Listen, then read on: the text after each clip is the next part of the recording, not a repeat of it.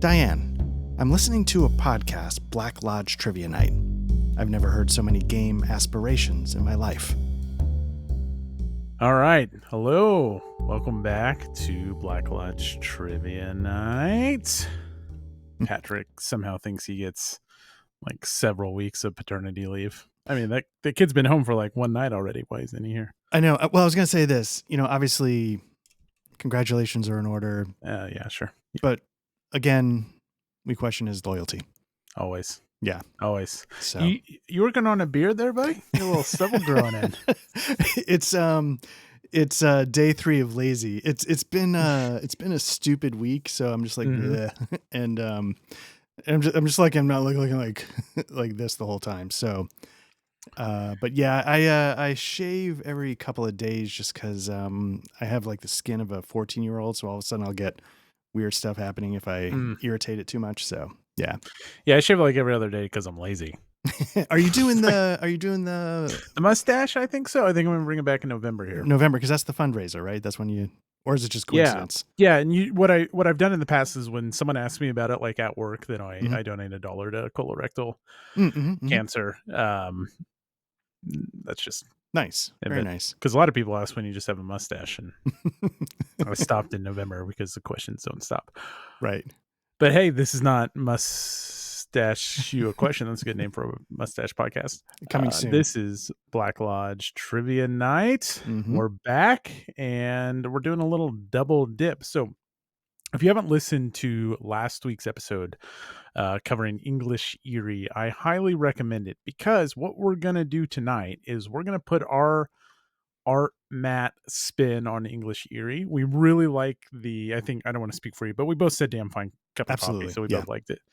But we're going to try to just twist it a little bit to make it a little bit more mysterious and make it a little bit more less of a journaling exercise and hopefully more of a cooperative storytelling. And so I've got some things up my sleeve I want to pull out and surprise Art with, and Art's going to be playing the character. Yeah. So just for the record, like, I don't know what the scenario is. I don't know what the clues are.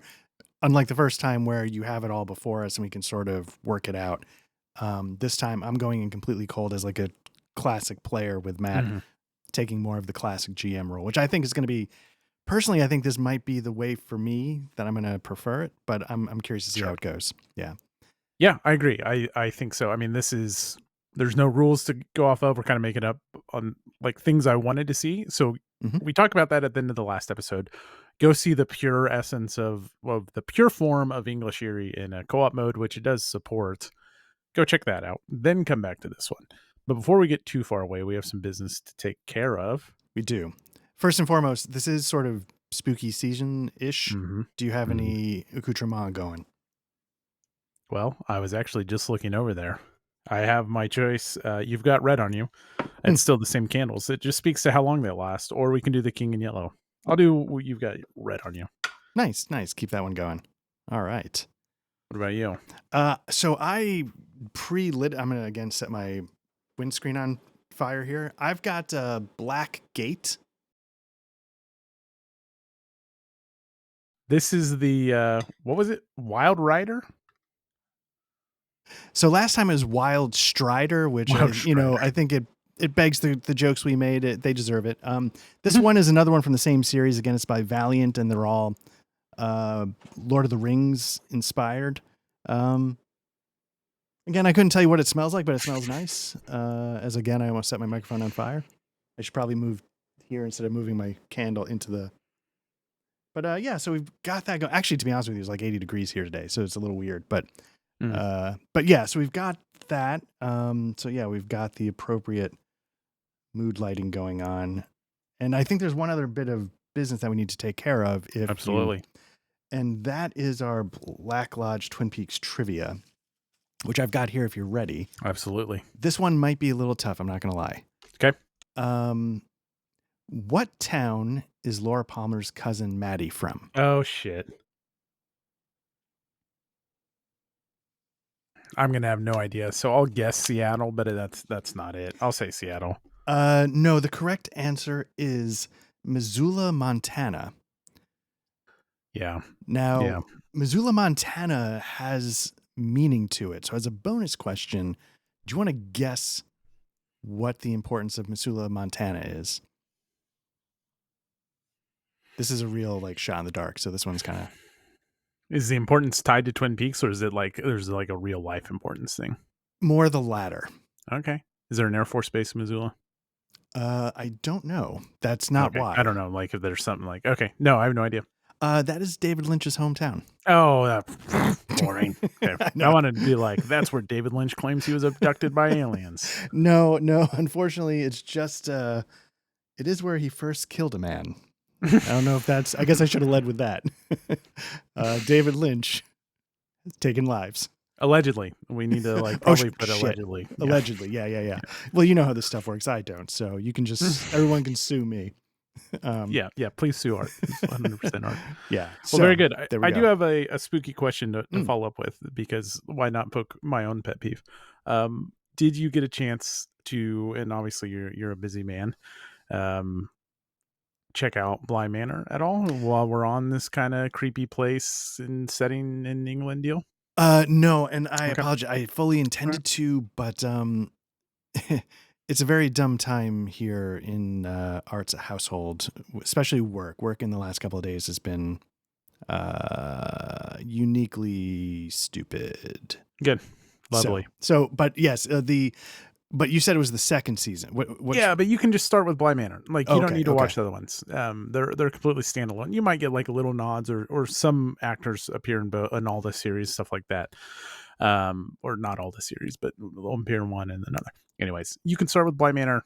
Just again, it's a little less creepy, but it really gets that creepy feeling of place done right, nice. And the slow burn done right. But if you're ready to go, I'm ready. I am absolutely ready to go. I should have brought in some creepy music. I didn't think about it. We could. But that in post. I think you have.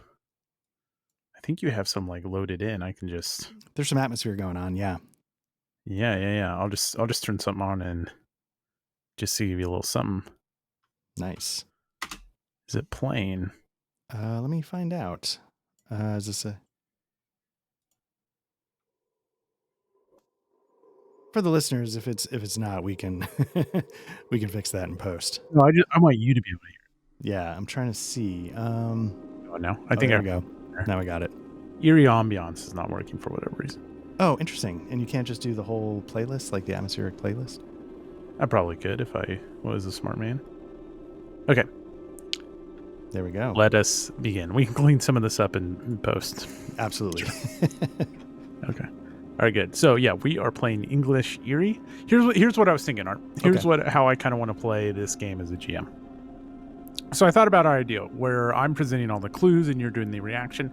The problem with that is that takes me out of most of the game, right? Right. So I'm going to split the game in two parts. Okay. I want, if I'm giving you a clue, I want it to be like English Eerie. I want your reaction to how you discovered the clue. I'll give you the clue. You get to set the scene, all the interactions, who you speak to, everything. It's happening after the fact, though. If we're dealing with an obstacle, I think we'll deal with it live. If we're dealing with a character, we'll deal with it live. And then I've really decided on like the environmental stuff. I might have you make that more reactionary. What are your thoughts? I think that sounds good. Yeah, and I feel like, we just dive in and see how it works. And yeah, I mean, but if something feels off, then we'll just wing it and we'll fix it in post. Cool.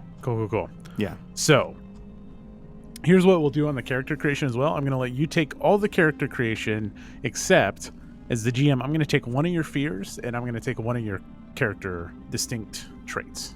Sure. Yeah, absolutely. So let me give you the pitch before we make the character, because it might shape a little bit of it. You have received news that your dear uncle has passed away. With this somber news comes a silver lining. He has bequeathed you his estate in Derbyshire and his will. Living in the middle of London, you have longed to leave the city life for the serenity of the country. So within the next month, you have packed and left for Derbyshire to start your new life. While your small London residence was fine for a single person, you find yourself alone in a vast 8-bedroom manor house. So there's the pitch. All right. Why don't you give us a character? All right. So I feel like I was. Roughly what time frame? What year-ish? What year do you want it to be? There's one given, but we don't have to use it. So I'm gonna throw it right back at you. It's a little earlier than what I would typically go for. Okay. I mean, I didn't mind the early 1900s time frame of the last one. So that's kind of what I was thinking. Okay. So that sounds good to me. So I would probably. So I am from London. Sounds like I'm sort of like from London, not like I lived in the country and then moved to London. So I'm going to pick a relatively white collarish for the time job. Okay. And hopefully that makes it even more difficult when I transition out into the country. So I'm going to pick I'm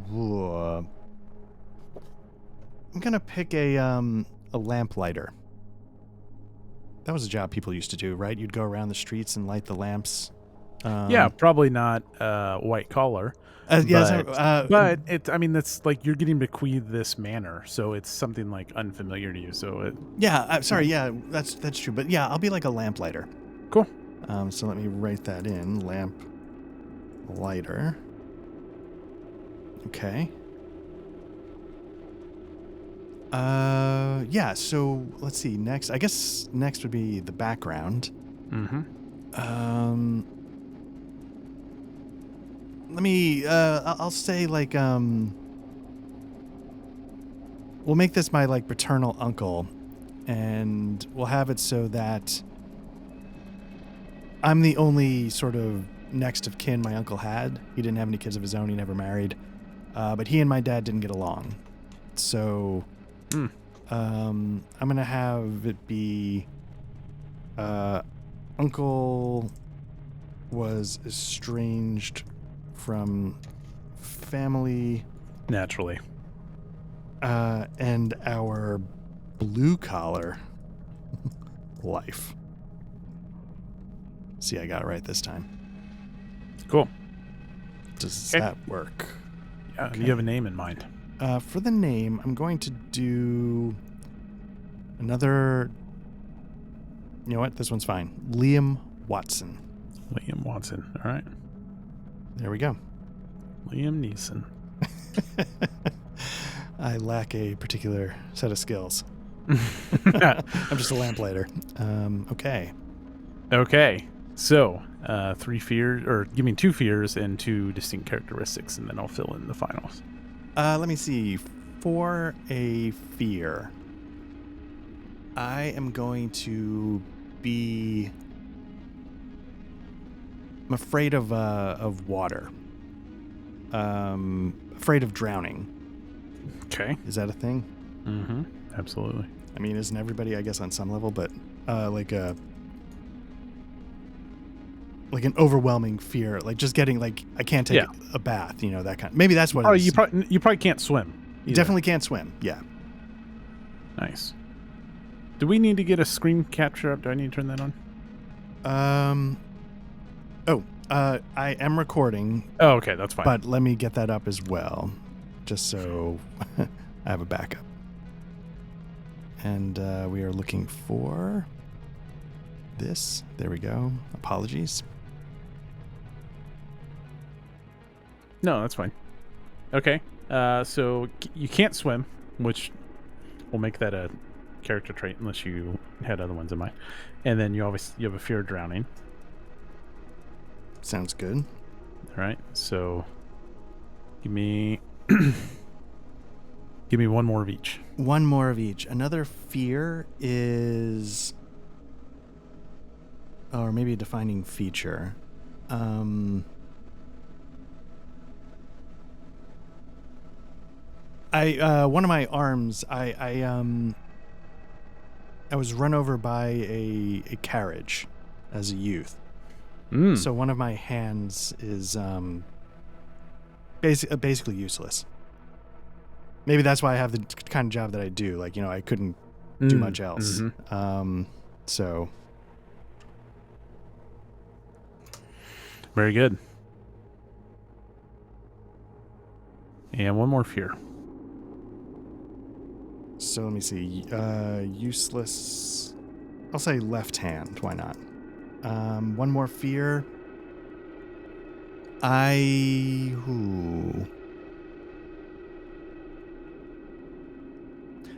am afraid of. I don't know how this would work or if it's stupid, but I'm afraid of like the church. I'm afraid of.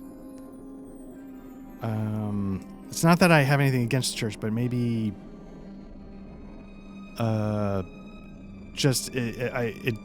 It's given me nightmares my whole life. So maybe somehow maybe I'm afraid of clergy. Maybe that's what it is. Afraid of clergy. Okay. Like way people are afraid of clowns. Interesting. There's probably a lot to unpack there. We don't have time for that. not gonna touch it. Not gonna touch it. That's okay. Next week. All right, very good. Okay, final fear.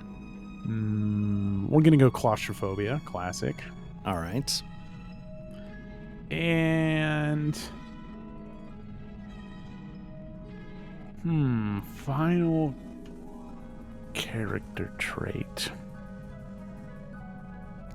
Something I think I want to use, but I do like the mangled arm. That's a good one. And of course, naturally, I can't help but think of Scary Movie 2. I don't know if I've seen the second one. You know the actor. Have you seen Schitt's Creek? No. Oh, okay. Yeah, it's one that's sadly lacking in my. Both of those. Yeah, there's. if you saw Scary Movie 2, you'd know exactly who I'm talking of with the mangled hand. He basically puts his mangled hand inside the mashed potatoes and like stirs it up. Oh. And then, there's just it's a whole thing. Okay, but that's neither here nor there. Now I kind of want to watch that movie again. Claustrophobia. You already have the something bad happen to you. I was gonna do another one of those. I don't want to make you like a.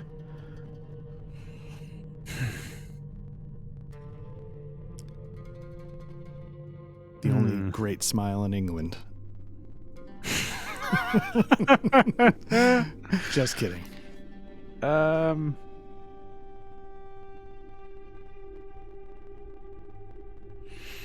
gonna say that you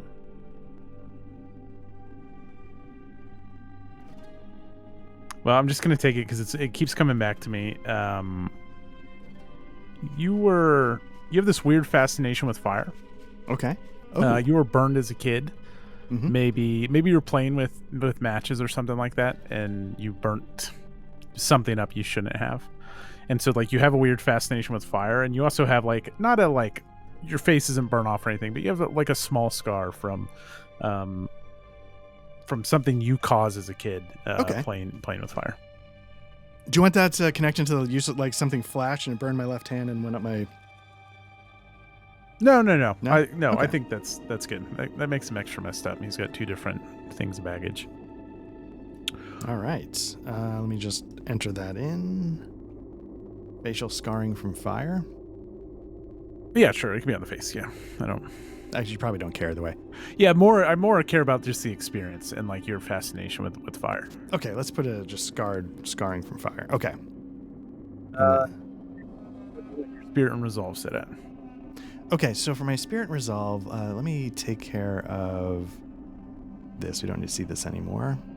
So for my spirit and resolve, what I'm going to do is I'm going to go. I think we had pretty good luck with. I think we had 6 resolve, 4 spirit last time. Mm-hmm, mm-hmm. So I think I'm just going to do 2, 3, 4, 5, and 6, and then 4 spirit. So for the viewers at home, I really like Foundry. I'm not super clever with it, so the only way I could think of to make tokens out here, the easiest way for me was to make them like characters, and these are the tokens for the icons. It's also how I did the cards. They're all characters, but maybe there's a better way that people know of. But I wasn't smart enough to figure it out. So okay, do you need to reset the deck? Let me just do it real quick and then we're yeah, let me get to the card draw. Let's reset. That was a good call. I didn't think of that. And reset. And yeah, now we are all set. Okay, so it's going to be 5, 5, 6.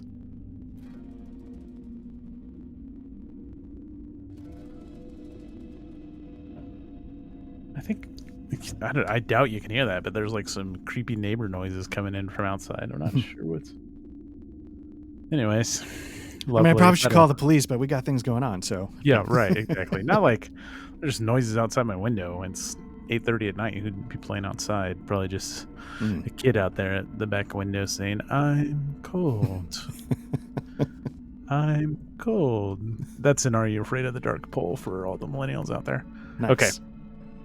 Very good. I tell you what, Art, why don't you go and give me a roll, and that'll kind of give me an idea of how to set the opening scene here, and we'll act accordingly. Yeah, Let's like a roll for the card? Yeah, pull a card. Okay, here we go. First card is going to be Secondary Harmed. Very good. Perfect. So you are driven out to your uncle's manor house. And after you arrive in Derbyshire, you are met by Wilfred Batley. And he is a curious fella. He tells you, he's very soft-spoken. And small talk, he tells you that he lives down in the village, just down the hill from the manor house. And you can tell as he approaches the manor house and just how he carries himself and your suspicion of clergy. He's not a clergyman. He's driving the carriage up to the manor house. He's very religious. And as you approach the manor house, he mutters a prayer under his breath and he does the sign of the cross and he unloads your bags.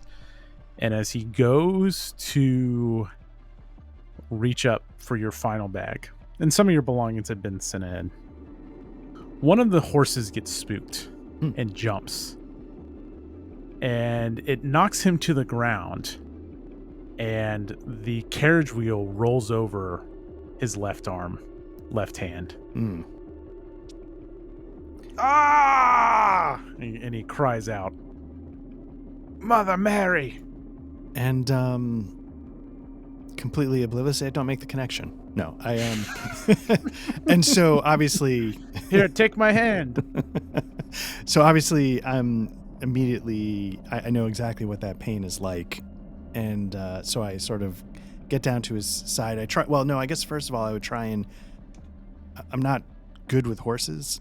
So I'm just trying to fumble my way through of like, hey, just back up or go forward just a little bit just to get the weight of the wheel off of his hand so we can pull it out and we can take a look. And I'm sure you're able to stabilize him at some point. And I think what your character ends up seeing probably and experiencing is his reluctance to even come in the manor house. I assume you want to get him to a wash basin, or plumbing, probably in 1905. I don't know. Yeah, you must come in. We have to take a look at this. Maybe there's some bandages or some cloth in there we can use to at least wrap it until we can get you to a doctor in town.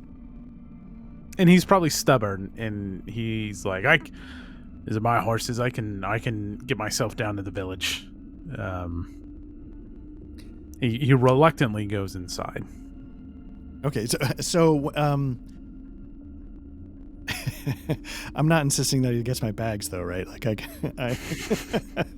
So I'm like, come sit down. I start going through the cupboards looking for tea or again like some towels or something that might be useful to help with if his hand is bleeding, and and while I'm doing that, if that's agreeable while the kettle's on, I bring my bags in and drop them off in the tea won't be necessary. And he brushes past you and reaches under or above a wash basin and grabs a towel. He knows exactly where it's at, meaning he's been in there before, and he's able to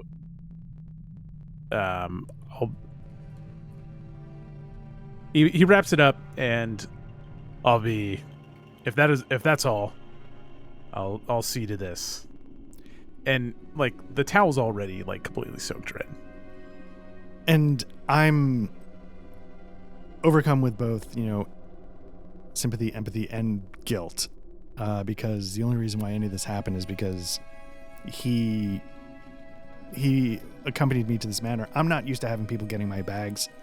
Mm-hmm. So all of this feels like foreign on some level. And then to have him injured because of that, it feels completely wrong.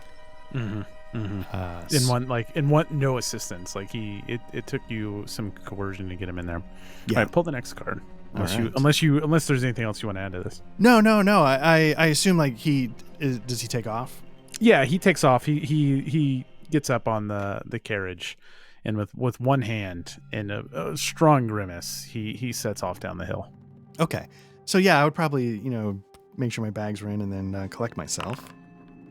And the next card would be an environmental obstruction, 7. It's later in the evening, and you've kind of unpacked your bags and at least gotten settled. Someone told you a long time ago the first thing to do is make your bed, and the staff will be showing up tomorrow. I'm just going to say that there was a large inheritance to provide for the manor house, that type of thing. So that a cook and just kind of general assistant will be showing up tomorrow to see after the manor. But for now, it's just you. Where are you spending the evening as you wind down and make yourself comfortable for the first night in the manor house? I think what I would start by doing is, I would definitely, just get a lay of the land first of all, but primarily I'd probably make my way to the kitchen, because it's been a day or however long it's been to travel out from London, and I could use a little bit of something to eat. So the kitchen is dark, and it's probably not as untidy as what I'm showing you here. But you do find that the new cook, or perhaps maybe the friendly baker down in the village had sent for, and you find like a loaf of bread and maybe there's some cheeses. But what's interesting as you step in to the kitchen and you kind of stumble around in the darkness and you start to unwrap the bread, you turn around and you start to take a big bite out of the chunk, and all of a sudden the hearth in the kitchen just erupts into a blaze and just so I'm gonna need to overcome this environmental obstruction. Do you want it to be like it's actually like I need to roll out of the way of flames coming at me, or is it a psychological resistance that I... Yeah, it could be one of two things. It can be a physical flame barrier, something coming at you, or it's apparently big enough to be blocking the doorway, or it could be a psychological thing. I like it both ways. You tell me. Maybe you want to roll, and then you tell me. Yeah, let me roll. I'm gonna spend a resolve to add +2 to my die. And what is it, a D10? Mm-hmm. D10, yeah. D10 +2 for the resolve spend, not S +2. And I rolled a 6, which does not get it. So what I'm going to make it be, and that's going to cost me a spirit, another right? resolve if you want. Oh, right. Yeah, let me do that. So I tie, and that gets me there. 2 resolve in the first go. All right, so... what I'm going to make it, so maybe there's a little bit of a flare up, but it's sort of out of the corner of my eye. And because of, my past experience being scarred from fire, I completely overreact. And so I sort of think it's doing what we were describing, where the flames are coming out. And so I sort of dive out of the way,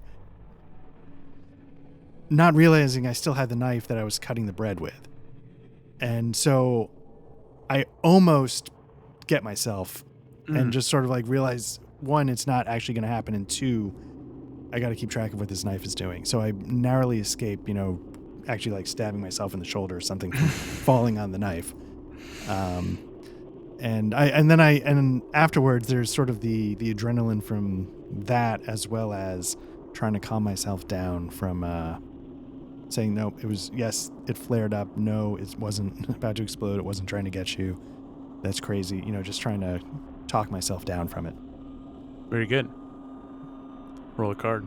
All right, next card is going to be another environmental obstruction for the beginning of day 2. I'll leave it up to you if you want another one, or I'm fine with giving you another one, but since it's back to back, if you want to delay it, or... I'm going to delay it, and okay. I'm going to take instead a second... secondary character obstructs. Interesting. Wow, that's a... Okay. Do you want me to roll so that you can figure out how that works into... Or is it better to set it up and then have me roll? What do you think? You know what? Let me roll. And okay. I'm not going to spend a resolve. I already blew it. Wait, but if I blow this, I lose a spirit, right? Oh, it depends on what your roll is. If you roll a 4, then you can burn a resolve. Right.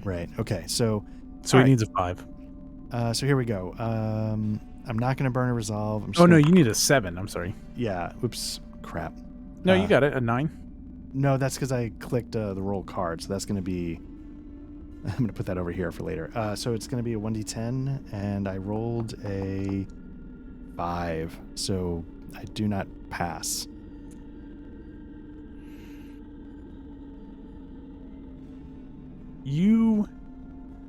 It's morning. You decide to start looking around the manor house. And naturally, after some hard work of wandering around waiting for the new cook to arrive, you venture down to the wine cellar.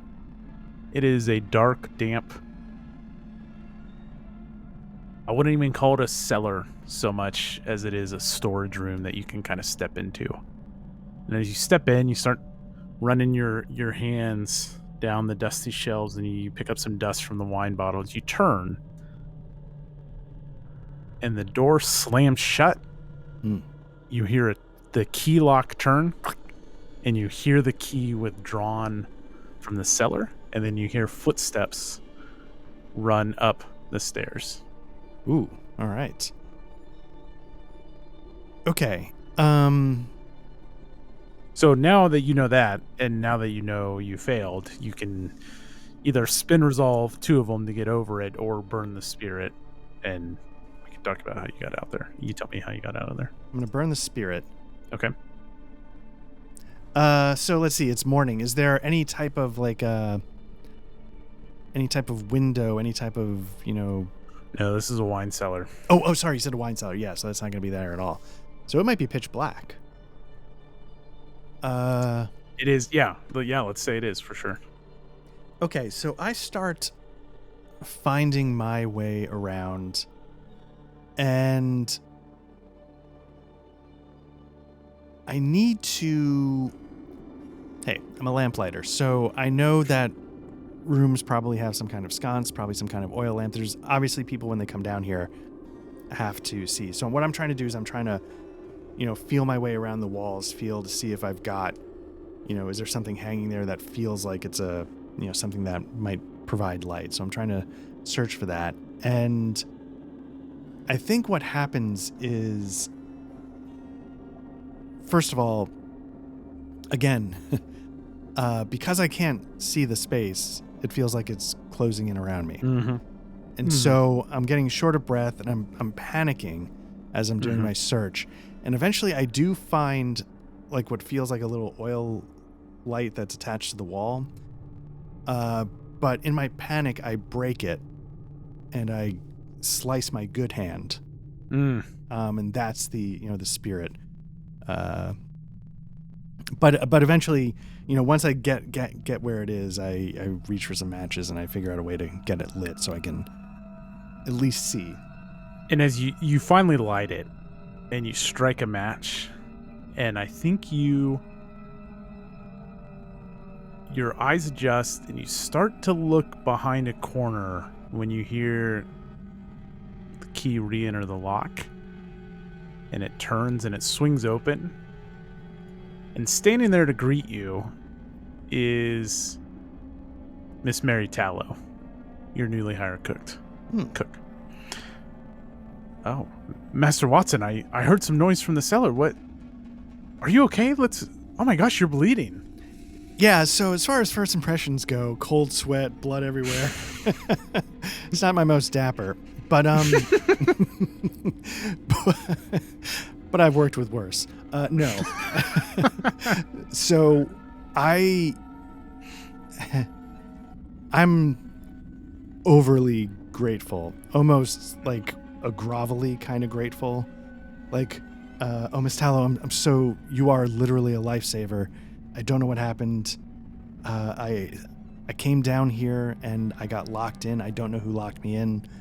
And and I made a mess of getting out, or attempting to get out. So I'm truly grateful that you're here. Is there anyone else in the house? Did you see anyone on your way in? No. All I did was unlock the door. I heard some noises. A little early to be hitting the wine. Again, cold sweat, blood everywhere. Mm-hmm. Is it? No. Yeah, I'm like, no, I know. Yes, you're absolutely right. Let's get out of here.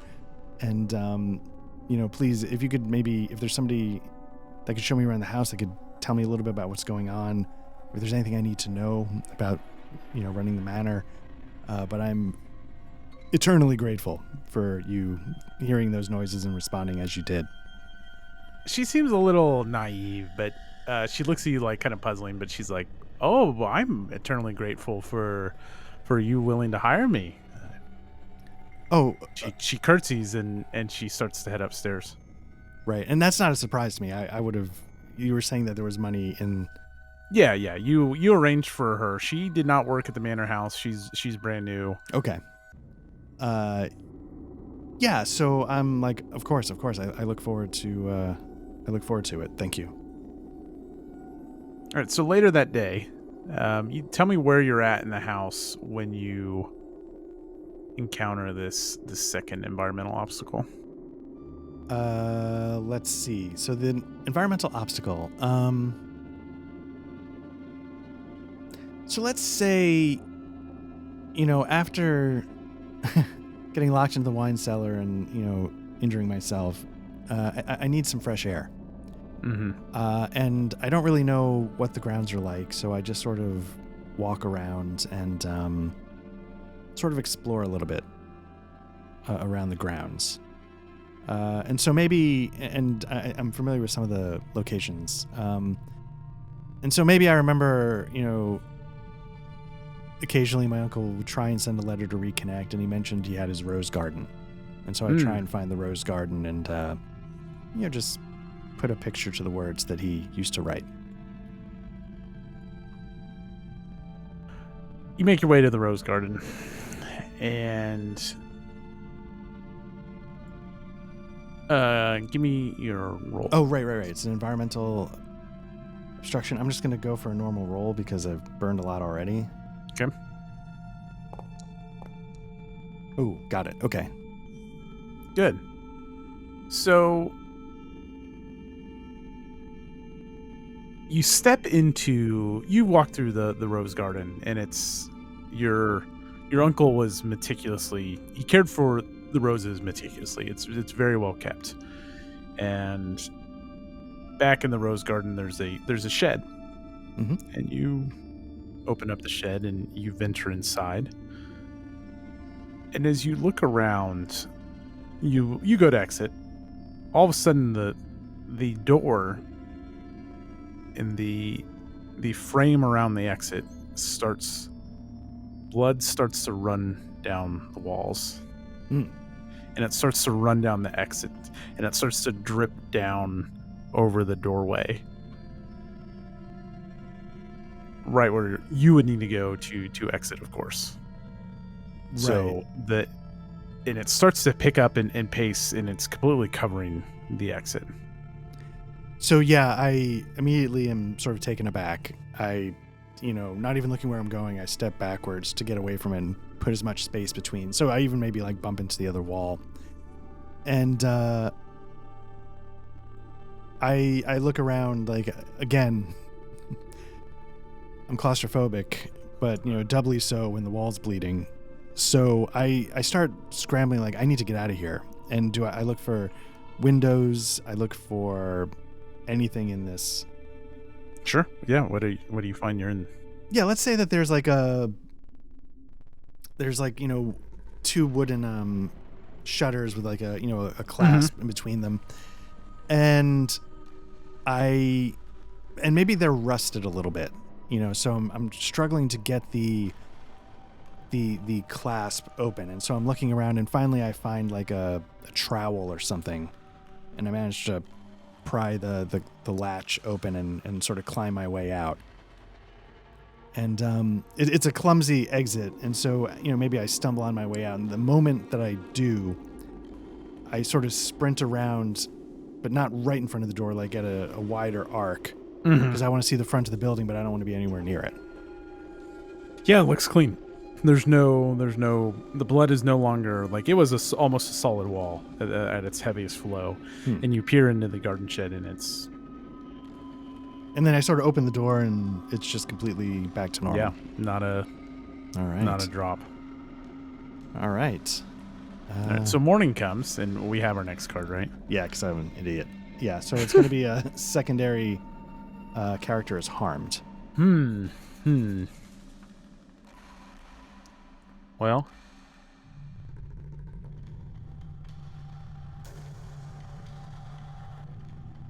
rip Miss Tallow. Yeah. Just kidding. How many, just so I remember here, there's 4 of each obstacle? I believe so. There's, yes. Okay, 4.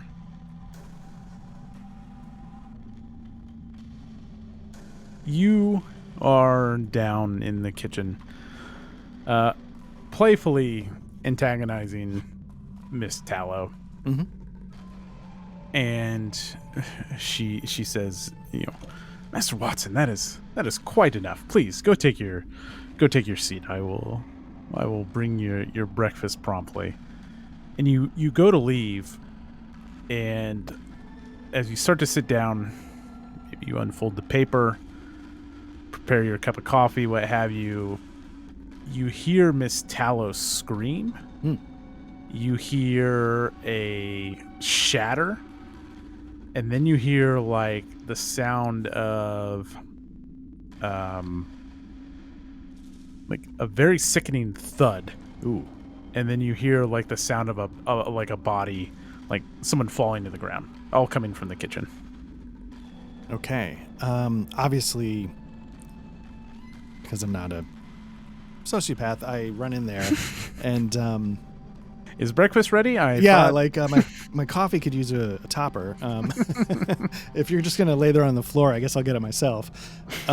So yeah, no. Obviously, I go and I, immediately I'm concerned about Miss Tallow's well-being, and so I. So she's laying on the ground, okay, and she's laying in front of the hearth, and above the hearth you see red running down the walls, and for a second you think back to yesterday afternoon, but on closer examination, it's a deep dark purple, and there's glass all around it. And across, there's a small, like, cupboard to hold wine bottles, and you can see that a couple of the spots are empty, and there's shattered wine bottle above the hearth, and then there's a bottle next to Miss Tallow on the ground, and she's there moaning, and a serious sized well is starting to develop on the side of her, or on her forehead, and then it broke the skin a little bit, so a little bit of blood is trickling out, but this wine bottle is sitting right there next to her. So I think what I would immediately do is I would try and help her up off the floor. So, I offer a hand and, sort of steady her as she gets up. And then I sort of guide her to, if there's a chair in the kitchen, I guide her to the chair. And so my immediate things are like, can I break off a little bit of the ice block in the ice box? Something for the swelling. And then once I know that she has the first stages of, like, some first aid and she's okay for the most part, I go and I look at that wine bottle that was next to her head and just sort of see if there's anything weird about it. I sort of pick up the bottle itself, and I imagine what I'm finding is that it's a perfectly normal bottle of wine at this point. Absolutely. And sorry, there was something else you said. Something the fire was purple, right? No. So what blood. You've been able to suss out now is a wine bottle slammed above the hearth. Okay. And so moisture was running down, and you thought, that's red. But it was wine running down the wall from where a wine bottle had shattered above the hearth. Okay. So then I guess I sort of like try and like follow the path and just see where it came from. Yeah, so the other side of the kitchen where the wine rack kind of was for wine to be drinking, so stuff brought up from the cellar, there's 2 empty spots. Okay. And I imagine, like, again, I give it a closer inspection, but I imagine at this point it's just a inert, inanimate. Okay. So that's a puzzler. So then, I say, Miss Tallow, let's if you're comfortable, let's get you upstairs and let you lie down for a little bit, and let you rest after this harrowing experience. What happened? Something shattered above me, and I turned around and I saw a bottle flying through the air, and then, I could use a lay down. Yeah, no, absolutely. And it's, if I can confide in you, Miss Tallow, I am fucking terrified. No, just again, cold sweat, blood everywhere. No, just like instantly, like you're fine, and then it zooms in on you. Time to take this to 11. Yeah, no, I'm like, this isn't the first strange encounter that's happened since I've arrived. Have you noticed anything? Obviously, what's happened to you just this moment is terrifying and unusual. Have you noticed anything else as you've been here the last couple days? I have such a headache. I'm gonna lay down. Maybe later we can talk. Okay. And so I guide her to one of the 4 guest rooms and help her get situated, and then gently close the door so that my screaming and cold sweating doesn't wake her up as I continue about my day. Very good. Yeah. So roll your Gray Lady, and I'm going to give you what happens with the Gray Lady, and then you can kind of do... So let's treat Gray Ladies like clues maybe until we get to the last one. Okay. Let's see how that goes, I guess. All right. Wait, actually, right. Gray Lady comes after the 5th card. Yeah, on the first 2, it's after the 5th one. Right, so right. Later that evening, you go in to check on Miss Tallow. And...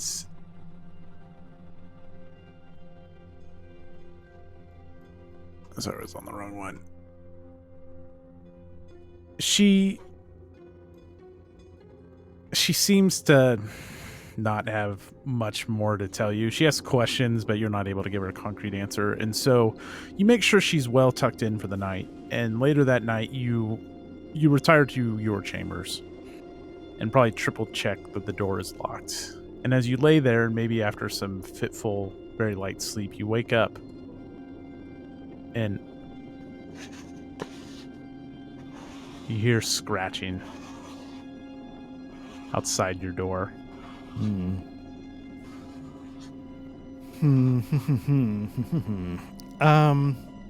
So you can either do this live or reactionary, I guess. You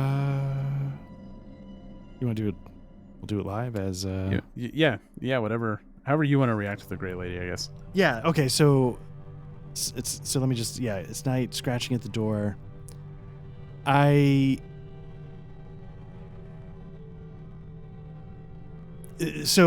almost approach it like the way a child that's afraid of the dark.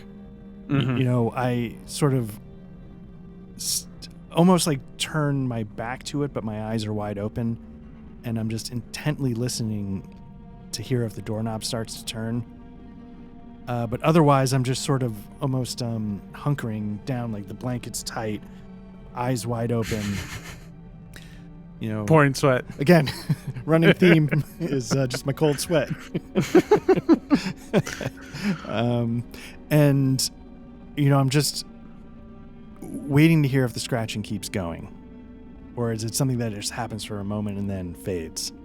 I think it happens for several minutes, 3, 4 minutes, and then it stops abruptly.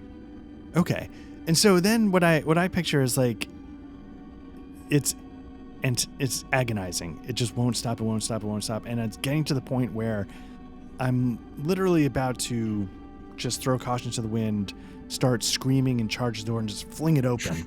And then it stops. And so I don't need to do that. But after I give it a moment and it stays quiet, then I sort of gingerly go to the door and sort of pull it slowly and try and peek and then examine the other side of the door if there's nothing there in the hall. There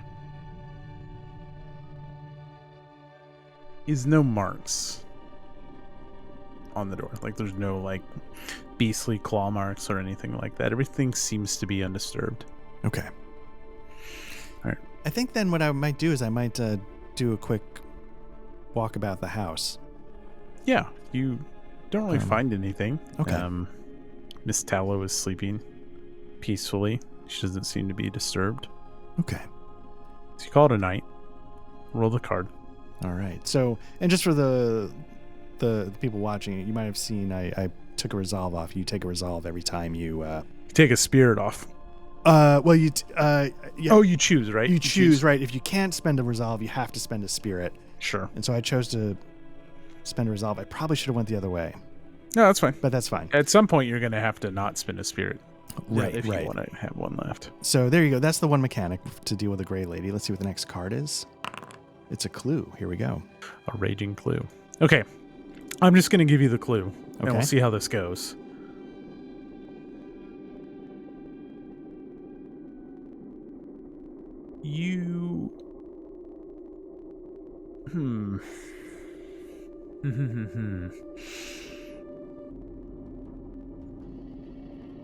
That morning, you go to check on Miss Tallow, and she tells you that last night she woke up, and she says it must have been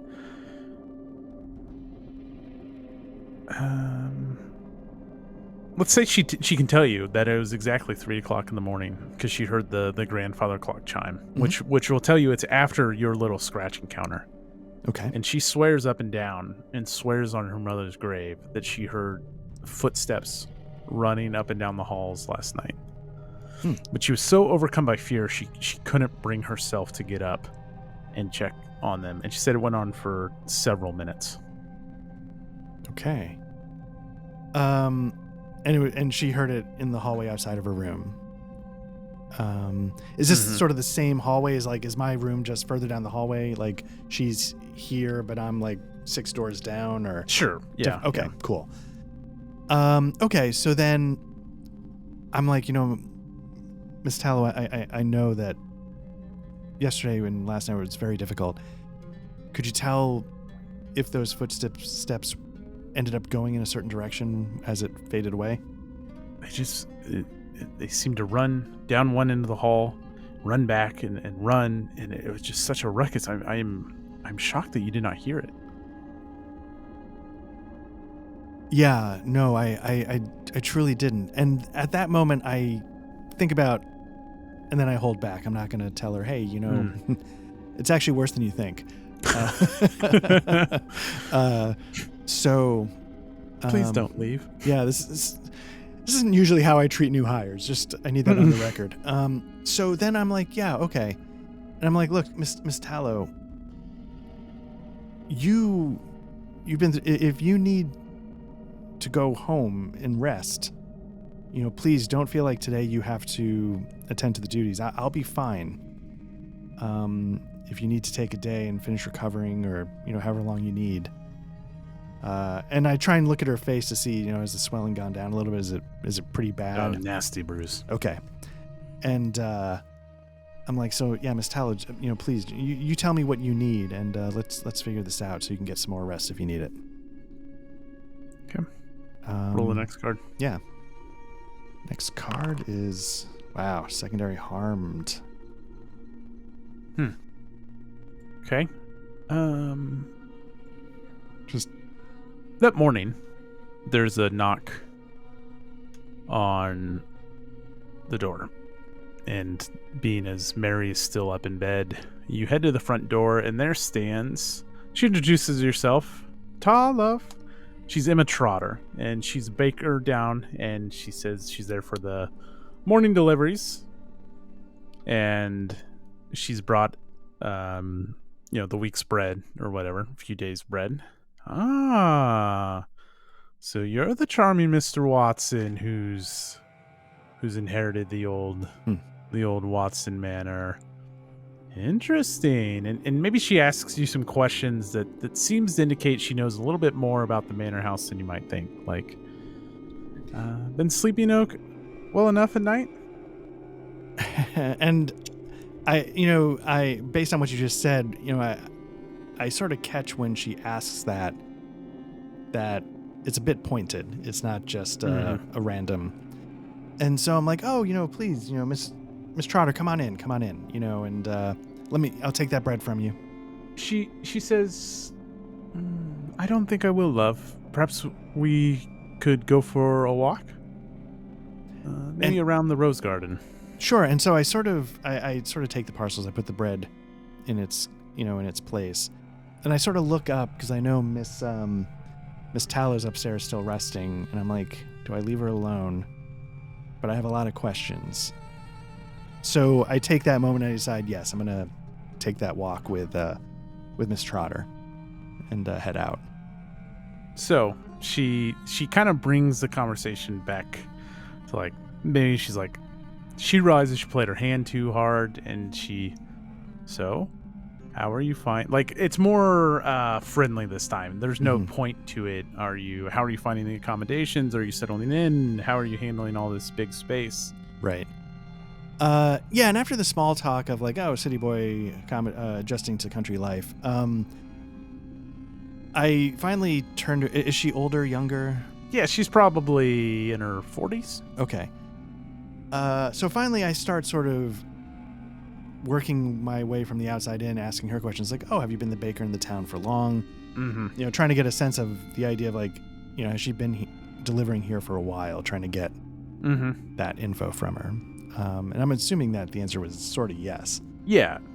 Okay. And she leans in and she goes, these pleasantries are quite nice, but I wanted to speak to you away from the manor house. There's something that you ought to... And like this tree limb falls. And it falls right down on top of poor old Miss Trotter.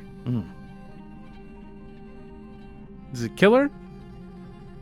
Does it knock her unconscious? Somehow it makes her uncommunicative. I'll let you decide. Okay. Let's say she's in a bad way. Let's not have her necessarily straight up dead. And so you're just collecting women with head injuries. And so I just kind of look down and I'm like, again, like I was in the wine cellar, like, oh God. Oh no, when I fell and almost stabbed myself. And so I'm like, so there's that sort of survivor's guilt that I, came 2 inches from getting clobbered myself. And then after that, I go, oh my God, Miss Trotter. Right. And I start trying to gather her, and I've got one injured hand and one useless hand, and I'm trying to pick her up, and it's really it's really clumsy. Yeah, I'm imagining like if this was like a Wes Anderson movie or something like that. Like the wine bottle hits Mary, and there's a scene where it cuts on you and you're pouring cold sweat, and then it shows you like struggling to drag her up the stairs. And so same thing, like she falls, it cuts your cold sweat, and then after like it does a sharp cut to the scene, and you're dragging this lady up the stairs, and she's got a head injury in the same spot. Oh, this doesn't look good. Yeah, this is going to be like the movie Clue, where then the police show up and I have to steer them away from different rooms. So what I'm thinking though is when we were discussing the time period, last time we didn't have phones, so I'm going to assume we don't have phones in this. Yeah, no phone. Okay. So Miss Trotter got out here somehow, right? Yeah, a little bicycle. crap. Okay.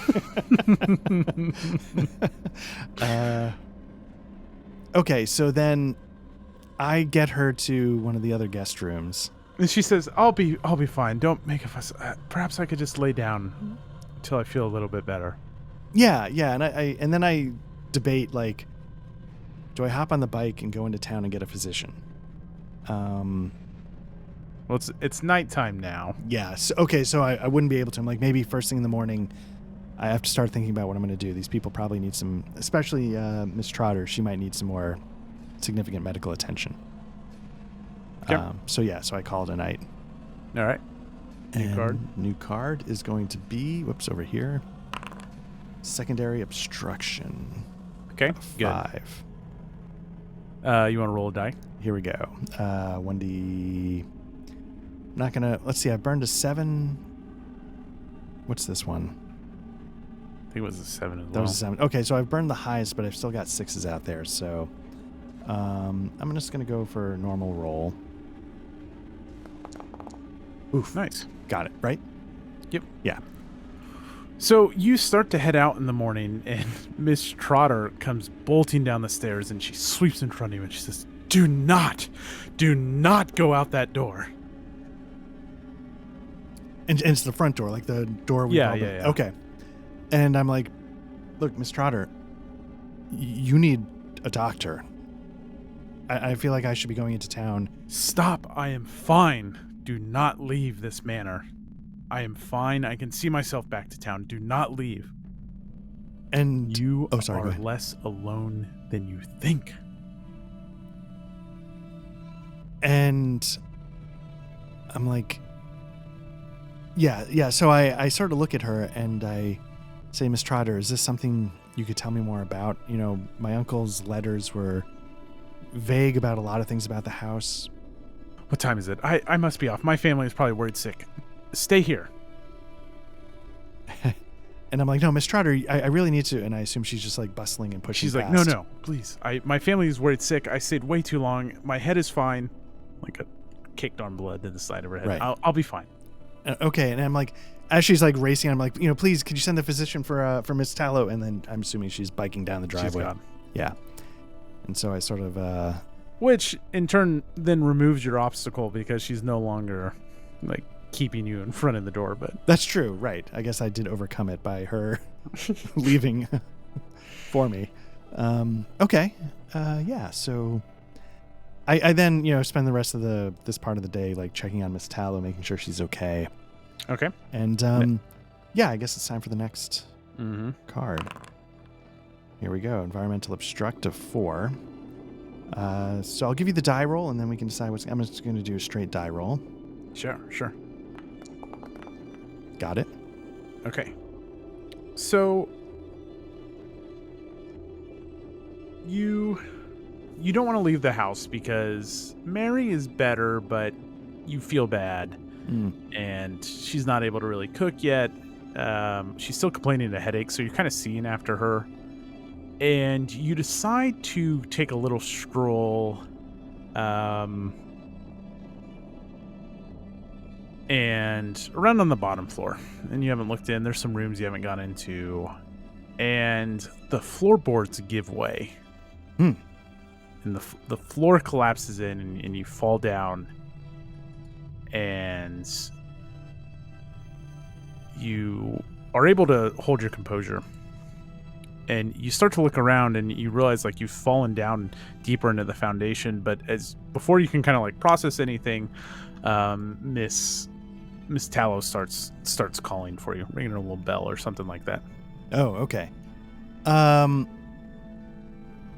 Did I fall far? Like, so I can't just jump up and climb out, right? You can. You can. I mean, okay. that's I mean, you've already cleared it and stuff. So like, you can get out of there. But you kind of like look around briefly, and you're like, wait a second, this like something maybe doesn't line up to the floor plan or something like that. Like you're kind of curious by it, but all of a sudden, Miss Tallow is calling for your attention. Okay, so I put a pin in this, like swing back to this later maybe, and I head back upstairs and I see what Miss Tallow might need. And check in on that ringing bell. Nice. Yeah. Oh, would you please? I am just so parched. would you please fetch me some water? Oh, of course, Miss Tallow. Just a moment. And I start, That's all. Okay. Next card. Next card. Here we go. Clue 2. You kind of forget about the floor collapsing in, or maybe you're like, something I have to fix already, like when it's work or it's like a stressor, like you're doing the whole thing with like when you have anxiety about something, the like least healthy thing to do is put it on the back burner. You're like, nope, not going to deal with that. Obviously I have to focus on Mary. You leave her room and you're like saying, I'll make sure that afternoon tea is arranged for, and I'll bring you lunch. You turn and you face the wall, and written in the wall, it says, in blood, heavy are the limbs. It just says heavy are the limbs. Okay.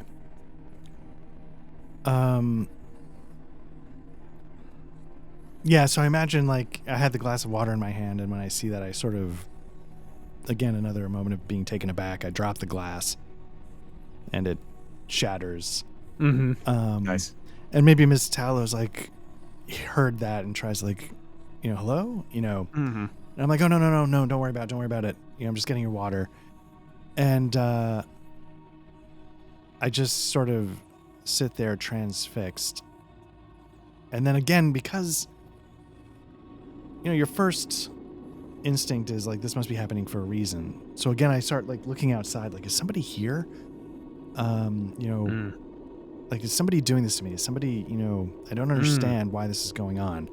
Hey, real quick. Yeah. This do your gray lady. Okay. Because what happens is you say, is someone here? Is someone messing with me? You look outside and you peer out and you see an apparition of a woman hanging from a branch of the oak. Oh, outside. Hanging? Yeah. Oh, okay. Yep. Okay. And so I'm like, and I'm sort of flustered. I'm like, finally I collect my wits enough to say, like, Miss Tallow, I'll be right up there. I just need a moment. And I run outside as fast as I can and approach the woman hanging from the tree. So by the time you get outside, the apparition has vanished. And the oak tree, maybe it's a little stormy today, a little breezy, and it's swaying back and forth, but there's no woman in the tree. But you're certain that you saw someone. And when you go back to the hallway, the blood, your water glass is on the ground. I know we're kind of combining one day into one here, but your water glass is shattered on the floor, but the walls are clean. Okay. So I think this is when I start to sort of, earlier I was like, somebody doing something. And so now I'm clearly in the camp of like, something is really going on here. Something unexplainable. And so I bring Miss Tallow her water and make sure she's doing okay. And then I can riff, or should I draw another card and see what happens next? Another card. Unless there's something you want to do tonight. No, I could save it for the morning. So Okay. Let's see what the next card is. Secondary obstruction. So I'll tell you what I was intending to do. Yeah, absolutely. Secondary character obstructs. Okay. And I'll give you a roll for that. Let's see. I've got one more gray lady. I've definitely got another 6 on the... I'm going to spend a resolve to get the plus 2. So it's plus 2.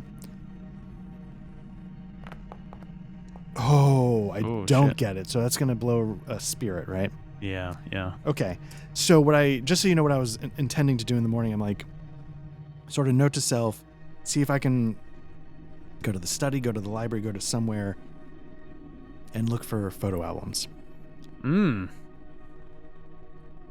That was sort of the plan, and that was my thought process of what to do the next morning. Okay. If I could just ask you, did my uncle ever mention, in my head he wasn't married, he just was estranged from the family, but maybe there's details I don't know about him because he was estranged. Do I start to see like wedding photos? Was he involved with someone? Yeah, what do you find in the photos? And I'm going to tell you some you find out, and I'm going to tell you what your obstruction is. But let's say you find some, and you find the first album, and it's all run of the mill, and then you find a second, more interesting photo album. So what's something that jumps out to you in the photo album? What jumps out at me in the photo album is I didn't get a good look at the woman who was hanging her face, but I could definitely see her sort of clothes. Mm-hmm. And so I see a picture of like a matching outfit on a woman in the second photo album.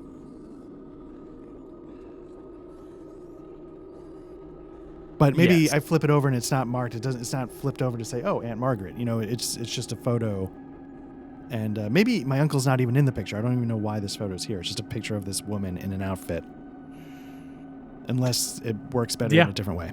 No, I love that. Okay. Because then you flip through a little bit more, and then you see a picture of your uncle, and he's standing out there, with Wilfred, the driver, and they're holding shotguns, right? Like they were just on a bird hunt or something like that. But they're in front of the oak tree, and you peer closely at the picture, and you see the ankles and feet of what you presume to be a woman wearing the same dress that you see in the picture, very faintly up in the branches. Like, you have to really look, and it's kind of behind some leaves, but like you're kind of seeing what you saw earlier. And as you start to peer closer, you start to make it out. Mary appears in the doorway, and she's holding your lamp lighting stick that for whatever reason you brought, and it's lit. And she stares at you, and she says, "I am going to burn everything." And like her voice on everything kind of distorts a little bit. Right. And she's not really looking at you. She's kind of looking past you. And is that looking past me like the 1,000-yard stare, or like she sees something on the wall? Okay. No. Okay. Okay, this is interesting. Because I've failed, so is it that she obstructs me from... In my head, she's obstructing me from further exploring the photo. So I have to... So she's going to... Shit, maybe she lunges at you then with the fire starter and hits the photo album. Oh, there you go. Yeah. She actually, so that it's just gone entirely. Like, and so as it sets on fire, I, quickly like grab it by like an edge that hasn't caught yet, and I throw it into the fireplace. And then I spin toward Miss Tallow, and I'm like, "Miss Tallow, you need to calm down." And she collapses on the ground. Okay. Into a heap. Okay. I make sure the lamplighter stick doesn't catch the drapes or anything. And then once that's set and good to go, I bring her, Miss Tallow. Liam. Master Watson. I'm just so thirsty. I'm like, of course, I can get you more water. Let's get you back upstairs. And you get her back upstairs, you get her in her room, and you get her settled, and you look over the nightstand, and you've lost track of just how much water you've brought in her. Right. And there's all these pitchers and like glasses. Like she keeps talking about being thirsty, but it then kind of dawns on you like, damn, she has been drinking a lot of water. Right. I've probably been so involved with everything else. I just, whenever she asks for it, I just blindly give it to her, not thinking. So maybe I start to collect the pictures, and that, and I'm like counting them up, and I'm going to bring these downstairs. And for the first time, I do something I never intended to do, and that is I take... Fall in love. Yeah. You can't choose when it happens. No, I lock her in the room. Oh, nice. I'm not trying to be paranoid, but she did just try and burn the house down. So I feel like, and also maybe I make sure like, okay, she can't set anything on fire in here, right? Take matches, take, anything like that, and clear it from the room. Nice. And as you carry all the mugs out, you think to yourself that Well, folks, a great Christmas gift would be an 80-ounce Stanley, brought to you our sponsor, Stanley Mugs. Kidding. So go ahead and pull the next card. All right, here we go. The next card is... I couldn't help but think about it because like everyone makes fun of like all the basic white people with Stanley cups now, and then I just like thought of her like having 10 Stanleys next to her bed because she's so thirsty. Stanley cup. Yeah, yeah. I know what you mean. Yeah. Okay. Okay, next card. Environmental Obstruct 6. Okay. Do you want to roll it? I do. Let's see. So I've done a 7 and a 7. I think I did a 6 and a 6. And I've got 1 resolve left. I'm going to... You have 1 more challenge left, right? Yeah. Yeah. I'm going to spend my resolve to get that sweet +2. And hopefully... thank God I just got it. Thanks to the +2. There we go. Very good. So you need to pass your next roll if you want to... Yeah, not blow the spirit. Okay. You go to... What would drive you outside? Like, what would be driving your character outside, I guess? What would drive me outside? Maybe I would go back to the tree. Okay. For a closer inspection. I'm gonna start there. So you're gonna you start to go outside, and you go to the front door, and it is locked from the outside. You're locked inside the house. Ooh. You try a side door, same thing. And the keys, which are normally on the inside, they're just not there.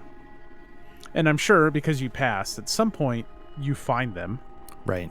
And maybe they're just on the end table or maybe wherever you find them. But all of the doors around the house seem to be locked from the outside.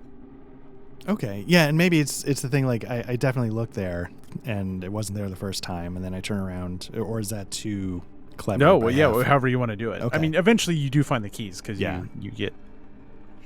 So, yeah, and again, you know... It's one of those things where, like, you know, thank God Miss Tallow's not here to see this, because the one state she's seen me in is panicked frenzy. Exactly. So just damp, just elbow to stomach pit stains, you know, just a lot of frenzy going on. And I'm just like panicking, so I'm trying to get the keys in the hole. And I finally get a door open, and I don't run like 80 feet, but I dash a few steps out the door, and I, you know, hands on my knees on. And I'm starting to realize this might have been a mistake. And so I'm just trying to collect myself and get fresh air. So I'm taking really deep breaths, borderline hyperventilating myself. And maybe it takes you so long, by the time you finally are calm, you peer up, and it is late. Yeah. So you really have no choice but to head him back inside for the evening. Makes sense. All right. Next card. The clue. Okay. That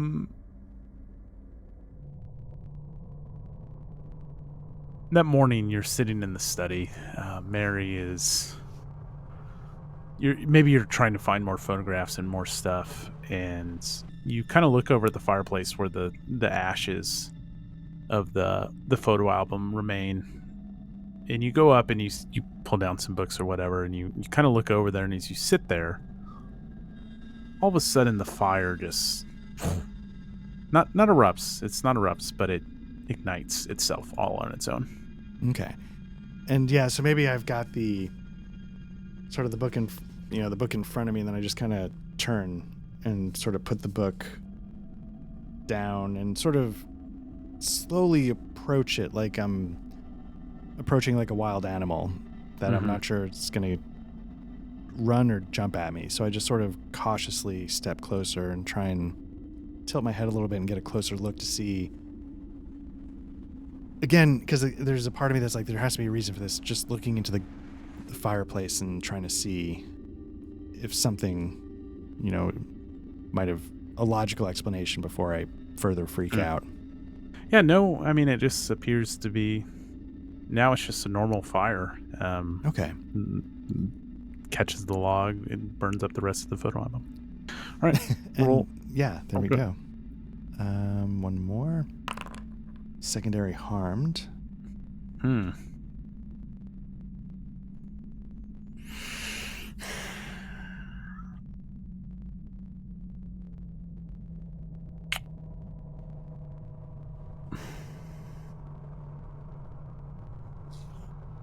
Mary starts screaming bloody murder. You're sitting there and like you're entranced by the fire almost. You've been watching it for over an hour. All of a sudden you just hear a blood-curdling scream come from upstairs. Okay. What do we have left? We have a challenge and a clue left. Yeah, it looks like a clue and secondary obstruction. Okay. I was just making sure it was working right. Okay. So what I'm going to do is, again, because I'm not a terrible person, I'm going to run to her aid. Mm-hmm. And maybe what I do is I get to the door, and instead of just bursting in, it's kind of I knock on the door, and I'm like, Miss Tallow, are you okay? Because I'm a little nervous to go in there given what happened last time we interacted. So I'm just trying to see if I can get temperature of the room. She's screaming. And so I'm just like, okay, I have to do this. And I get the keys and I, open the door and I sort of burst in. As you burst in, for a split second, 2 seconds, you swing door, you open up, and she is there levitating, probably 5 feet off the ground. Just the full on, like. I close the door. No. I think, you know what? You got the room. It's yours. No. Sorry. Go ahead. And blood her gash on her head is opened up, and it drips, like flows from her face. And blood is pooling beneath her, and blood is running down not from her, like from her fingernails. It's dripping out of her hands into a pool. But as 2 seconds you process that, and she drops. And obviously stops screaming. She is unresponsive. I mean, she's got a pulse and all that stuff, but she's unresponsive. Right. Okay, I definitely help her back into bed. Mm-hmm. And I try and assess the potential for these new wounds. Sorry, did you say they were coming from her fingernails, like she had clawed? Yeah. No, like blood was coming out of her like fingernails. Okay, it's not like a stigmata. Okay. So yeah, I sort of gently take her hand and sort of inspect her fingernails. And then, maybe her breathing's a little shallow. I mean, she's in rough shape. Mm-hmm. And so maybe I just take a little while and I just, I decide, you know what, like, I think I'm gonna hold her hand and try and comfort her and sort of guard her for the night. I sort of take a shift, so to speak. Yeah. So hold the rocking chair up and hold her hand. You fall asleep in the rocking chair. So you wake the next morning. All right. The next card. Clue. You wake the next morning and Mary is just, I'm just so thirsty. I'm so thirsty. And you go to get her some water. Yeah. And as you enter the main entry hallway, there's a table there in the middle that has been kept clean. Laying there on the table is a map. And it's a map of under the floor, under like the foundation. Remember, you fell through and you thought, well, this doesn't look right. And it's rolled out on the table. And it's basically a map indicating some kind of chamber curiously laid out under the foundation that draws your attention. You remember it didn't look right, and so you see on this map that there's some kind of something down there that is interesting to you.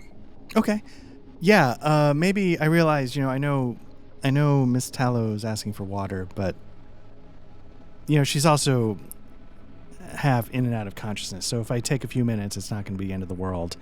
And I sort of grab the map and I start trying to line it up with the hole in the floor that I created and maybe to go explore. Okay. Yeah, give me a roll. Or give me a card. Here we go. The card is going to be secondary obstruction at a 4, secondary character obstruction. Mm-hmm. I'll give you the roll. I have no resolve to spend, so. Ooh, okay. Nice. You go to the hole where you fell through, and Mary is there. And she's sitting on the edge of the hole, and like you see her body kind of quaking up and down, and you think she's laughing. And when you get closer, you find that she's just uncontrollably sobbing. And every attempt to console her won't stop. And it's just like hysterically sobbing. How do you calm her down to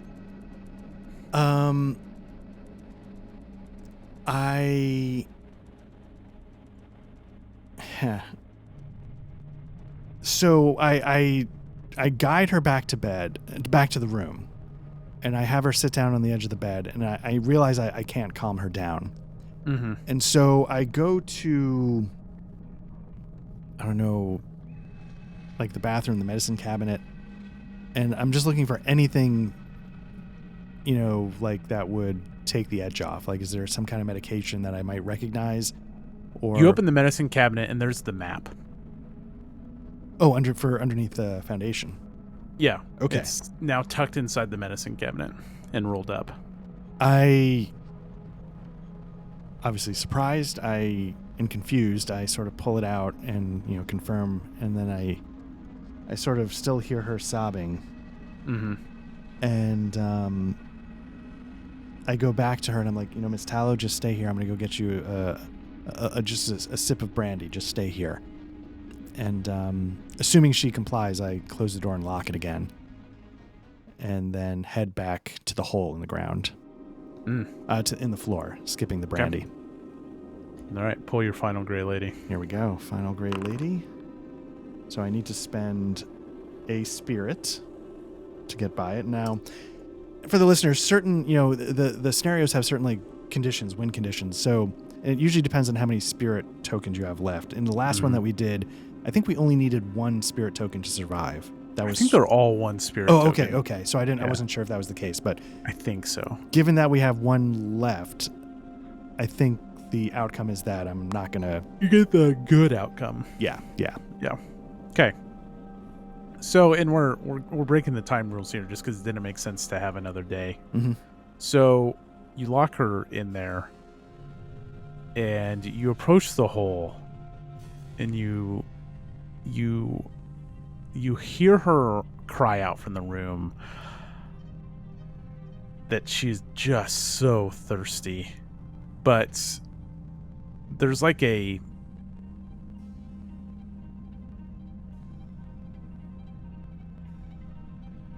what draws you forward deeper into the hole, ignoring the cries for thirst, right, is a trickle of blood. And maybe this is what brought you back to the hole. Remember, the blood pooled below her. Right. And so maybe you cleaned it up, but it maybe does this weird thing where it comes out of the floorboards and it goes down the hall, and then it winds down and it goes to the hole, and then it starts flowing down into the foundation. As you follow it down, you enter an ancient tomb under the house. And there waiting for you, impossibly, is Mary. And she looks up, and now her eyes are bloodshot. And she says, "I am just so thirsty for blood." And yeah, so the way I'm picturing it, like I've got my lamplighter thing. That's what I've used as a torch. Yeah. Sorry. Real quick, the one thing I'll point out is she's now wearing the dress of the lady in the tree, the lady in the pictures. But now, proceed. Okay. And so, yeah, so I'm sort of using the light, and then I sort of turn the corner and, she's there in this flicker, and I can see these details. Like in a flicker, I see her eyes are bloodshot, and then the flicker goes away, and then I flicker and I realize the clothes. And I say, "Oh, Miss Tallow, what is going on?" And I'm trying to see. You say it's an ancient tomb, and so I'm looking at her, but I'm also trying to gather my surroundings as I. It's very small, very confined space, but it doesn't match. Like, it's not an old cellar or something like that. It's stone. It's dark inside. The only light right now is from your lamplighter. It's very confined space, but it appears to be not a burial tomb, Right. but large enough for you to step into and for her to be sitting in there. Okay. And when you say a burial tomb, do I see like a sarcophagus behind her? Do I see something like... Yeah, probably. Is it... I sort of like... Is the lid off? Is it? Yeah, Maybe it is. Maybe it is off. Okay. And so I look at Miss Tallow, and it's more like trying to defuse a bomb than seriously asking him. I'm like, okay, we can get you some blood. What do we need? Should we find like a cow? I'm sure there's one on the ground somewhere. Like, what do you need to feel better? She opens her eyes again. I am thirsty for blood. And then she starts to walk towards you. And I'm like, of course, Miss Tallow, of course. And we can absolutely do that. So why don't we get out of here?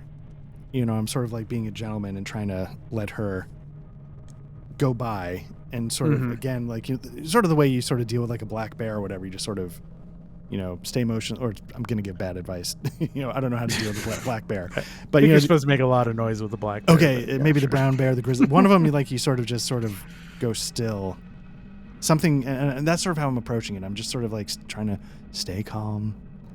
Of course, go right in front of me, and we will get... She's coming towards you directly. Okay. And I'm like, okay. And so I look at her, and I look at her, and I realize that it's sort of that moment when you sort of lower your head and you realize the thing that I absolutely don't want to do is the thing that I'm going to do. And I take my lit lamplighter and I hold it to the frill on the bottom of her dress and set it ablaze. She doesn't even seem to be responding to the blaze at first. Like, she doesn't freak out or anything. She just keeps stepping forward. She keeps saying, "I am so thirsty for your blood." And then, as the dress goes up in flames, then there's this terrible wailing. And as she goes up into flames, the manor house, first off, you hear Mary scream upstairs. Okay. Or someone scream upstairs, whereas this other kind of looking Mary is in front of you. And the manor house begins to shake, violently. And you run upstairs, and you grab Mary, and you scramble out, and as the whole manor collapses and implodes on itself, leaving nothing but just the whole house sinks into the ground, where now the ground is almost level. That's how much it sank down. Several months later, you're back in London. You're living in a small flat with Mary. Every now and then, though, you swear when you look out the window, or maybe when you're sleeping, waking up with a particular thirst you can't quench, as if someone is standing over your bed watching you sleep. Very nice. Very nice. So that was really good. So how was it? So this is exactly this is why I love games like Call of Cthulhu. I've never run it, so my only experience is as a player, and it's always been what makes it so, awesome and pure magic is that it's one of the few games I've played that really focuses on mysterious stories. Mm-hmm. And so I eat this up. But how was it Mm-hmm. for you this time running it? Did it hold the same interest, or was it? Yeah, because it's so quick. And this Yes. this gets back to why I like this game and what we talked about last time is there was no 30 minutes of you wandering I don't know, wandering to try and discover the map to the foundation. And like Right. some of these clues you don't need, right? But like I can control and I held back the map until the very end because I realized like I should have had you fall through the floorboards later. I was like, oh shit, Oh, I hope he interesting. doesn't and we could have improvised and I could have just changed it depending on where you go. But I was like, actually, I don't want him to go down under the house yet because that's obviously the big finale. Right. So like the fact that I can control that and can do whatever I want with one, I think that makes for good GMing anyways. Like if you're running a mystery and you know that the players need to find the smoking gun, well then the smoking gun needs to be able to be in 10 different spots. Right. It Right. it doesn't always have to be in the cookie jar. Because they may never pick up the cookie jar. But because this is so snappy and you're just saying, here is what happened, I can say, here's the cookie jar that holds the smoking gun or whatever. Right. Like I can present the clue exactly when I need it, where I want it, that type of thing. Nice. So yeah, like on my end, that's satisfactory because then I don't have to like watch you or myself blumber around for 45 minutes trying to find a clue. Right. And so the other thing, and part of this game's sort of purpose is when you're playing with a group is to collaborate on the narrative.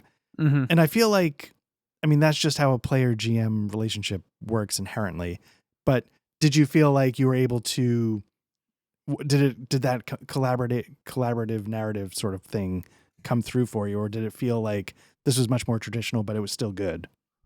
I thought so. It did felt like it put me more in the driver's seat naturally. Okay. Like whereas last time we reached the kind of conclusion where we thought it was going at the end. Right.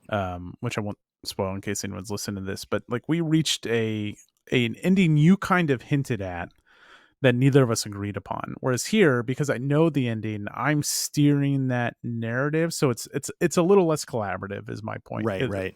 And I'm assuming it felt that way for you, maybe, or yeah, because like you were saying in the first one, like you were saying, like we were picking up on hints, and so Mhm. when we got to the ending, I think we were like, yeah, that's what makes sense. And so even though we weren't working it out ahead of time, I think we sort of arrived at a similar place, regardless who was going to take that last gray lady.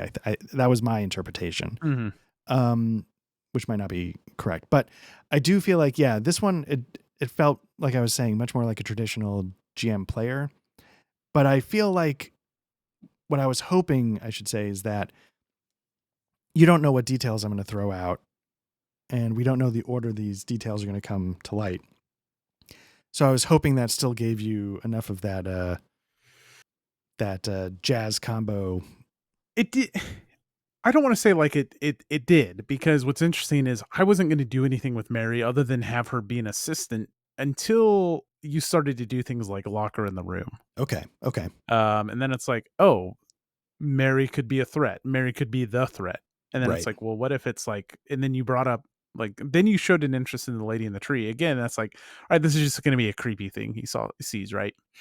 And then it's like, oh, he's looking into that. Okay. And then it's like, the thing in the basement at the end is going to be the lady he saw in the tree. Right. And then but it's going to be having the appearance of Mary. And that's not how the adventure's written. There's just a creepy thing in the basement. Is what you find out at the end. So you doing those things then changed how I imagined this thing ending. Because it wasn't going to be Mary and it wasn't going to be the lady from the tree. It was, I don't know 100% sure what it was going to be, but it wasn't going to be those two things. Then So your reactions and interactions with the story still shaped the ending, which was cool. okay, because I was about to say, I mean, like I said, I've never run Cthulhu. You have. When you run Cthulhu, do you feel like that freedom is there, or does it feel like, because they're usually like sort of standard adventures, in that sense? It depends. Okay.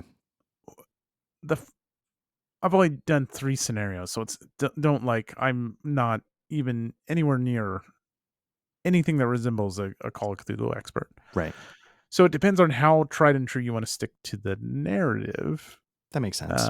Where like on some of the older stuff, I want to present the players the older scenario because it's supposed to be so good. When I did the Harlem one that I moved to Kansas City, like I had a lot more leeway there because there was no expectation like, oh, I'm running this old classic module, so I'm going to present it as is. Right. One was on a moving train, so it was literally on, it was railroading literally, and so there wasn't a lot of freedom. But I still think that, and I don't always do this, it's something I want to do more. Even if you're presenting a written narrative with Call of Cthulhu and here's your clues, here's where it is, you have to be willing to pick up those clues because your players may never go to the recording studio. Your players may never go to this guy's house. Right. Your characters may never change the direction they're walking on the train. And so they get stuck in a loop so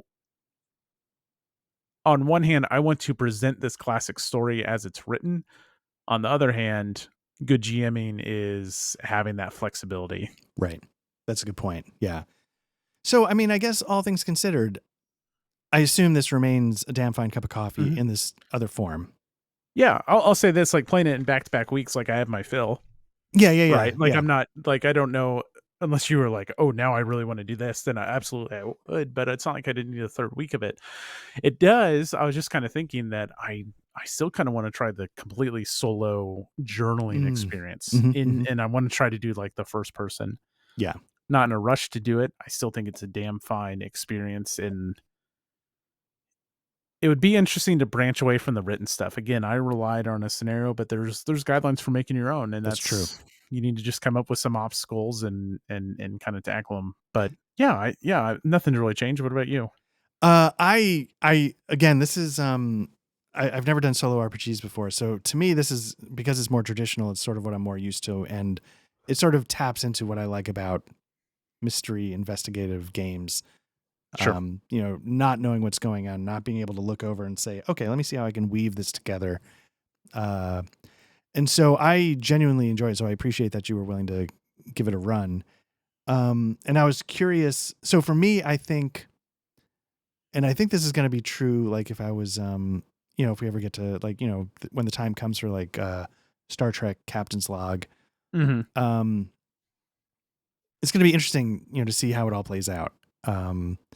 Like, because that, again, is meant to be like a cooperative experience, with the option of running it like as a typical RPG, but I'll be curious to get other systems with that cooperative narrative to see, how I feel about that as an idea, through different lenses. I'm curious why. I'm very excited for Star Trek. Yeah. No promises, when it's going to, but it is on the list. Yeah. Why would you run that as a traditional RPG and not just play Star Trek D20? And some of that may be because you only own Captain's Log. You don't have the other D20 books. You don't want the other D20 books. So I appreciate that. But like knowing that both of us have both books. Right. Unless you're like, I don't want all because there is a ton more in another book. If you're like, I want to keep it simple with this, let's do it more traditional. Like, why wouldn't you switch? Whereas here, I wanted to do the traditional thing with the ease of presenting. It's just, this is what happens. How are we reacting? What are we responding to? It's less, you're faced with this challenge. How is your player reacting with it? You have this chance of failure. You might have combat, those types of things. You have roles you fail, but there's no failure here other than you're giving up some of your spirit, meaning you have some kind of physical consequence because you failed, and that may drive a worse outcome, but you're not, you get what I'm saying? Like this couldn't be as much of a traditional RPG experience because it's not built that way. It's not built with challenge roles and things like that. It is, but it isn't. But I know what you mean. Yeah. That's a good point. I don't know. Yeah. It's just, I actually lost my train of thought. I'm not even sure. That's right. I was just talking about Star Trek and anyway, I was just thinking out loud. Yeah. Like I think, you were asking like, why would you run Star Trek? The only reason why I could see is that, if you didn't want to, I guess that's why I was kind of curious about, like, did you feel like this was collaborative, even though it was a more traditional structure? Because sometimes like when I'm running something, and this might be my failure as a GM, I feel like I'm letting you, I have like the broad idea of where everything is maybe not necessarily heading in a specific direction, but like I know what this group is doing and I know what that group is doing, regardless of whether you're there or not. Mm-hmm. But with this structure, I actually don't know. I don't know what the setting is, or I don't know, I don't know what all the pieces are. And then when you tell me the piece, I'm like, oh shit. Okay. Yeah. I see. So I guess I could be a little bit more surprised as a GM. Yeah. But with more collaboration from players. Yeah. But because that's yeah. Well, I mean that happened, right? I mean, that's the point. Yeah. Like you drove the ending with Mary. Right. In The Lady in the Tree. I mean, so even though I had this idea, again, your collaboration drove it. So yeah, it'd be interesting to see if Star Trek's able to pull that off. Mm-hmm. Yeah. And then I don't know if I was playing like a traditional experience, would I want my GM to want that much collaboration? Right. In the past, sometimes that's bugged me. Okay. But I don't always dislike it, which is, I understand that's not helpful at all. But sometimes when I'm playing something, I want the story the GM is told. And obviously we're going to amplify it and do our own. I don't want to be on railroads all the time. I don't mind being on a railroad. Right. But sometimes it's like, this isn't that good of an example because it didn't really bother me, but it's like the one I can think of right now is you're presenting this story and then it's like, let's consult this random table to generate something. Right. And like that, and I'm just talking like, and that becomes like a key part of the story. Mm-hmm. Like, it's not just like, oh, we need a name for a ship. Oh, we need a name for a restaurant. That's different. Like, oh, we need a name for this character. And then we drive that character into being a main character of the whole thing. That to me kind of weakens the overall story.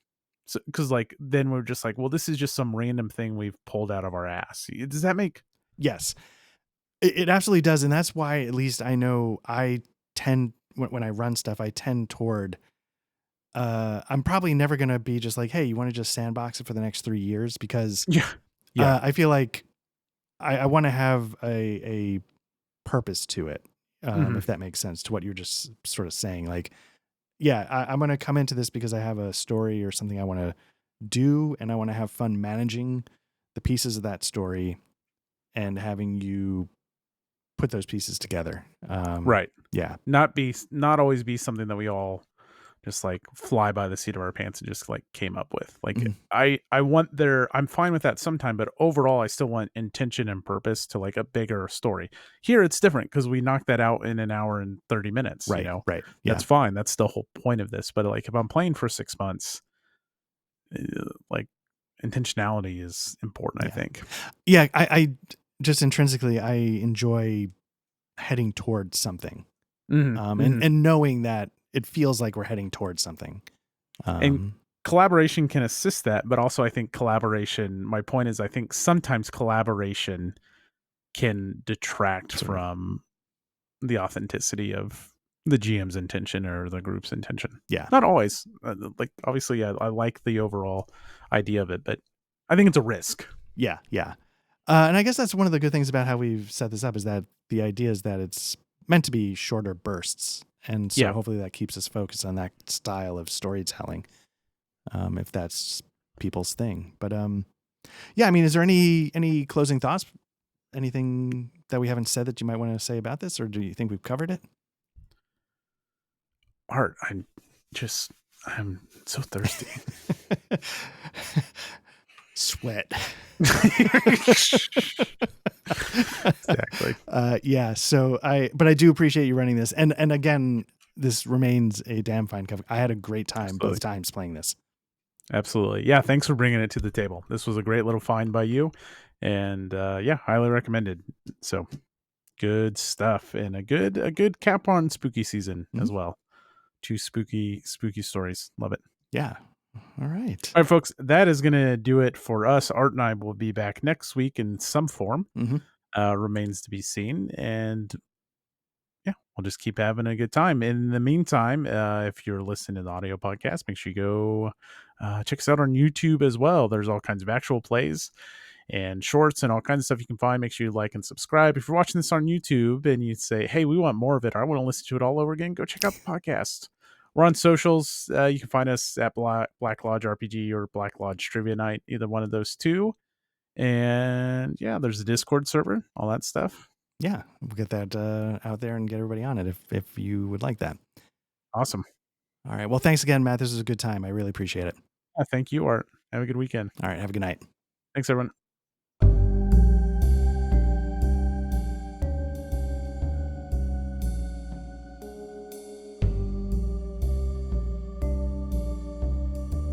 The music during the RPG session in Foundry was provided by the Foundry module Tabletop RPG Music and composed by Ian Fisher. You can find his Patreon at www.patreon.com/tabletop RPG music, all one word.